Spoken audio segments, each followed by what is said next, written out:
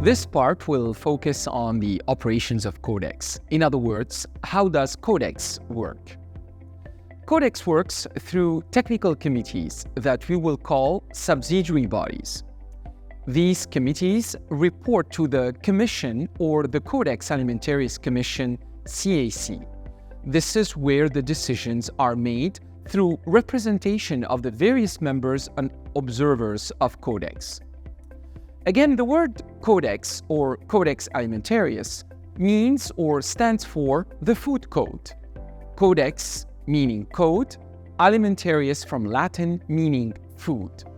But the word codex is used interchangeably to mean both the product, meaning the food code, as well as the organization or the Codex Alimentarius Commission or CAC. 4 types of subsidiary bodies are established to help carry out the work. Each subsidiary body is hosted by a member country. First, the general subject or horizontal committees, which cover issues and develop standards that are independent of the type of food. This is the case of the Food Labeling Committee or the committee in charge of contaminants in food. Second, the commodity committees, or what we call vertical committees. These are specific to a type of food, such as spices or meat and meat products. These committees tend to focus on quality requirements, even though we may also see specific safety considerations that are derived from the horizontal requirements, but they would be applied in this case to the target commodities. Third, where for some topics there is no natural host, it is possible to set an ad hoc intergovernmental task force. The task force works for a limited time to address an issue such as standards and guidance on the production of animal feed or the way antimicrobial resistance can be assessed and managed. These ad hoc task forces are managed like any other committee. They are hosted by a country that agrees to do so with the blessing of the other members. They also follow the same procedure in the way they are operated. The only difference is that once they complete their mandate, they are adjourned indefinitely. Fourth, the FAO-WHO Regional Codex Coordinating Committees, which have among other roles and the responsibility to support coordination efforts in Codex activities in a given region. They are also meant to serve as the main vehicle to develop regional standards for commodities that are primarily produced and traded within a given region. There are 6 of such committees: CC Euro for Europe, CC Asia for Asia, CC LAC for the Latin American and the Caribbean region, CC NASWAP for North America and the Southwest Pacific, CC Africa for African countries, and CCNE for the Near East nations. Countries can choose to be part of a geographic region based on their geographic representation in the parent organization of Codex, FAO, and WHO. Morocco is, for example, part of CC Africa, while Tunisia, Algeria, Libya, and Egypt belong to CCNE. Countries hosting Regional Codex Coordinating Committee are elected on a geographic basis as regional coordinators. There is one committee that I did not mention, and that is the Codex Executive Committee, or CC-Exec. This is the executive arm of the Codex Commission. It serves to offer advice to the Commission on the proposed new work or new standards. It assesses the progress of work and offers direction as to its efficiency. This is what we call, in fact, the critical review. The Codex Executive Committee also reviews applications of new observers and makes recommendations in that regard to the Commission. The members of CC Exec are also elected members on a regional basis. We have a member for Africa, one member for Latin America and the Caribbean, one member for Asia, one for the Southwest Pacific, one for North America, and in fact here North America and the Southwest Pacific are distinct, and finally one member for the Near East. Each member is allowed to invite up to 2 advisor countries to attend the CC Exec. Regional coordinators are also members of the CC Exec. Both the Commission and the CC Exec are chaired by the Codex chairperson, assisted by 3 vice chairs. The chair and the vice chairs are elected by members for a 1-year term, renewable twice. The chair and the 3 vice chairs, or as we call the ensemble, the Codex Bureau, are in office for up to 3 consecutive years, meaning 3 terms of 1 year each. The term starts after the Commission meeting, where the new Codex Bureau is elected. All Codex activities are supported by the Codex Secretariat, an office reporting to both FAO and WHO, whose mission is to administer the Codex program. This office is based in Rome at FAO headquarters and led by the Codex Secretary. Both the Executive Committee and the Secretariat are the 2 main structures through which Codex, and therefore the Codex Commission, operations are managed. As to other subsidiary bodies or committees, they are made up of an ad hoc task force, if one is in action, of active horizontal or general subject committees, plus active vertical or commodity committees. When committees don't have an active agenda, they are adjourned sine die. This does not mean that they do not operate at all, rather that they are reactivated when there is a need for them to function. Before starting new work, Codex has to consider if the proposed standard or text is of importance. This is because it is likely to require important resources for its development from Codex and from all its members. Therefore, it is important to consider carefully the relevance of any new work. This analysis is conducted under a very organized process. Criteria for the development of new work have been established, and a document known as a project document must be developed for each proposed new work. The project document presents an analysis to justify the need to start a new initiative under Codex, a standard, a code of practice, or a guideline.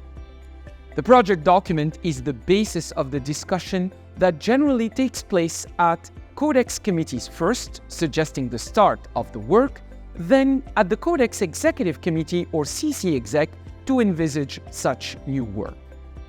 This takes place prior to the possible consideration and endorsement of this new work at the Codex Commission, and then starting the work under a very well codified procedure. The criteria against which the justification of new work is made includes, first, the consideration that the new text is very much in line with the Codex mandate, meaning the protection of consumers' health and enabling fair practices in the food trade. Second, whether the new work is really trying to address an issue of importance at the global or regional level for regional standards or text. The idea is not to start new work in the form of a proposed solution where the problem is not considered important. Third, to ensure that this work does not duplicate work done under other forums, or if there is overlap, to consider leveraging the work done by other international standardization forums. The rationale is that sometimes a codex standard is needed even if other standardization bodies at the international level worked on the same issue, because of the nature of codex and its inclusive character. If this was in fact the case, it is important to consider taking stock of the work already done and leverage its results. Fourth, it is important to consider that the new work will be addressing food commodities that are important to international trade, meaning that the volume of product traded is considered of importance, and therefore the standard or the codex text will be useful. Fifth, it is important to analyze the trade problems that the proposed text would address and the possible trade barriers it would help alleviate. We discussed earlier the need to offer the justification for new work under Codex through the development of a project document. This project document is the basis of the analysis of the relevance and importance of any work under Codex that is considered new work, under the process that we call the critical review.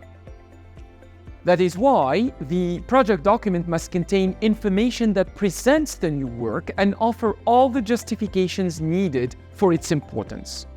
The project document must contain paragraphs that speak to the purpose and the scope of the standard, the relevance of the standard and its timeliness, meaning that this is the right time for its development, the main aspects that the standard intends to cover. Then follows an attempt to assess the proposal in the document itself against the criteria of the critical review, meaning the criteria to establish new work priorities. We also need to have information about the possible relationship between the proposed new work or new text and others that Codex previously worked on and adopted. The document needs to identify whether scientific advice is needed and whether it has been made available through the advisory bodies of Codex. The document should also mention if any additional support may be needed from external bodies such as ISO, AOAC, or any other organization.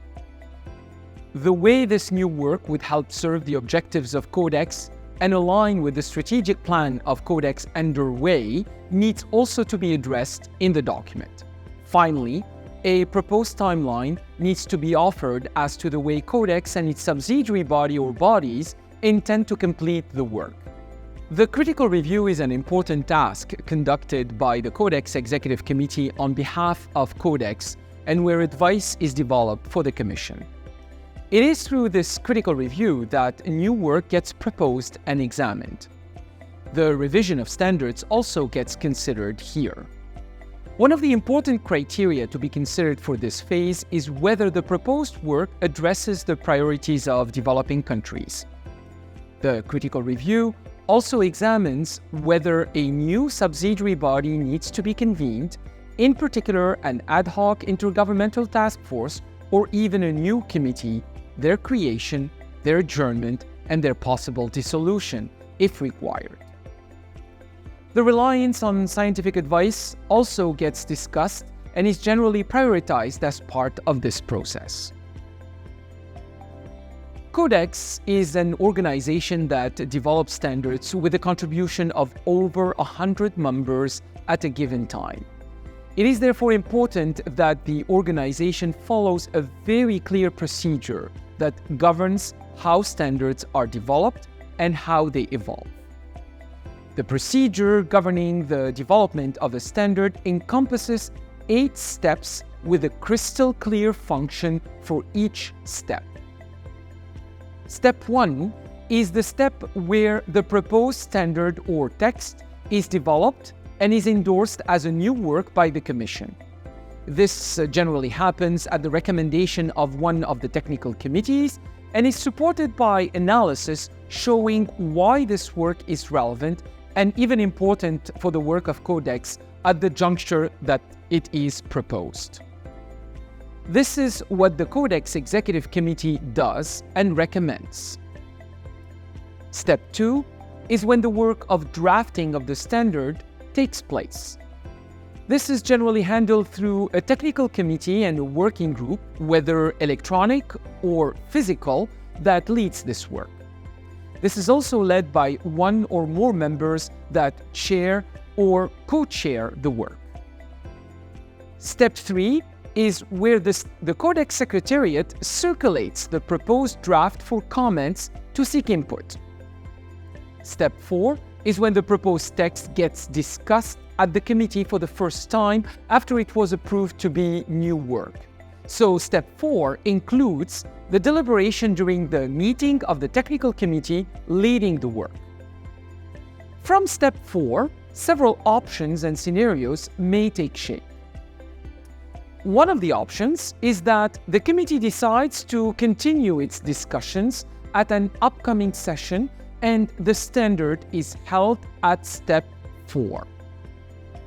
The second option is that the proposed text or standard is amended during committee discussions and would benefit from another round of comments.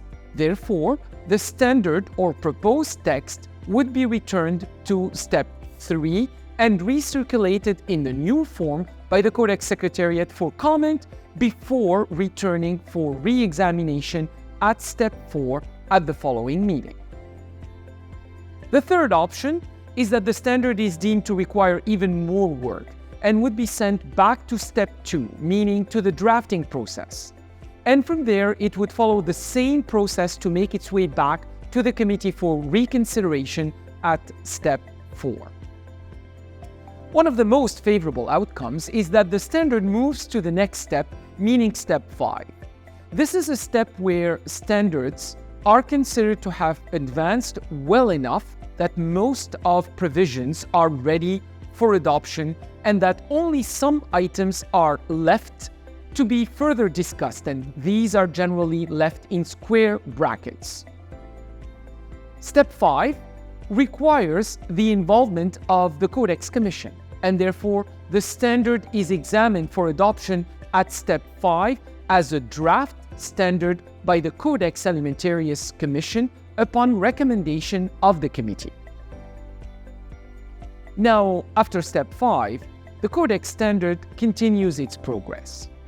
Step 6 is the step at which the standard is circulated to members and observers for comment on the items in square brackets, meaning the area still subject to discussion. Step 7 is the step at which the Codex text is examined again at the committee after it was adopted as a draft standard. Here again, a few scenarios may happen. Either the text can stay at step 7 for further discussion at the next committee meeting. It can be returned for further circulation and comments considering the changes proposed on those areas in square brackets, so back to step 6. Or, and in the most favorable scenario, the text is supported for adoption under a final version to be recommended to the Commission at step 8.